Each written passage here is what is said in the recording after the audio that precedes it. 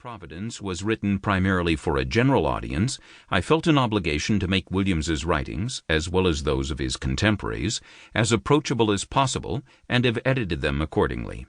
Yet I hasten to add that every word in this book attributed to Roger Williams or any other 17th-century historical figure is theirs, not mine. But in this book their words are unencumbered by archaic spelling, irregular punctuation, or, in Williams's case particularly, obscure biblical references and excessive italicization. Introduction. A Winter Invasion in Narragansett Country. Narragansett Country, the colony of Rhode Island and Providence plantations, December 19, 1675. A thick blanket of snow and biting wind greeted the first risers among General Josiah Winslow's Puritan army of 1,000 men in the blue-black dawn.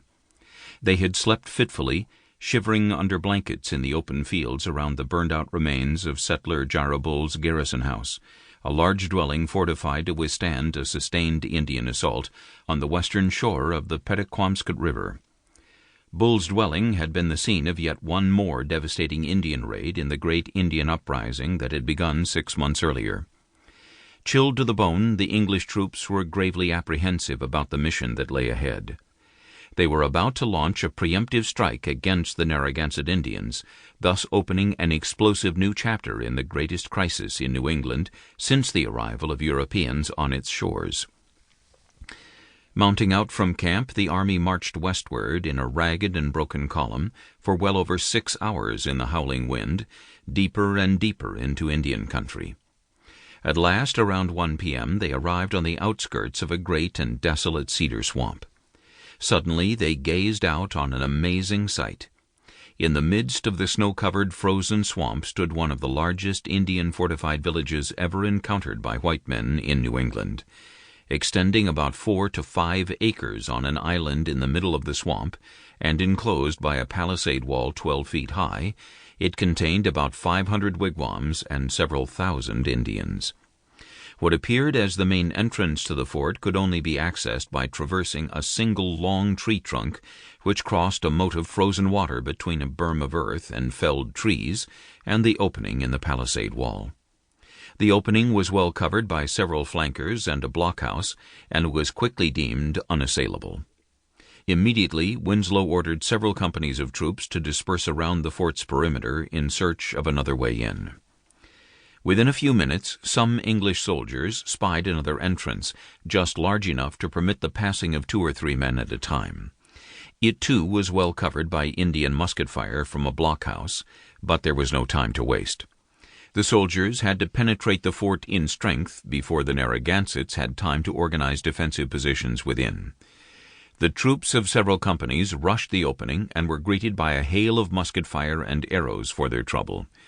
2 company commanders were killed almost immediately in the initial assault, but 15 or 20 men punched through the entrance.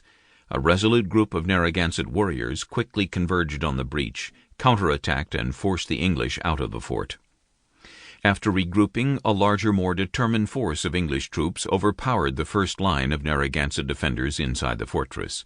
Rapidly their comrades exploited the breach. Amid the din of musket fire and cries of the wounded, the adversaries engaged in close and frenzied combat, much of it hand-to-hand. Inside the fort, women and children hid in terror in their wigwams, which were packed with bags and tubs of corn and other provisions for the winter. Narragansett warriors and Puritan troops went at each other furiously with every weapon at their disposal: muskets, war clubs, tomahawks, sabers, knives, rocks, and fists. A great and furious battle had begun. It had been a long time coming, and nothing less than the future of all New England was at stake. Known to history as the Great Swamp Fight, the attack catapulted the Narragansett Indian Confederation into the greatest catastrophe in the history of New England, King Philip's War. At its height, many colonists feared the Indians might well force the entire English population to withdraw to a few of the largest coastal settlements. More than 4,000 Indians, perhaps a third of them Narragansett, and 1,000 English settlers would die in this brutal conflict. At the time there were some 20,000 Indians and 50,000 English settlers in New England, which makes King Philip's War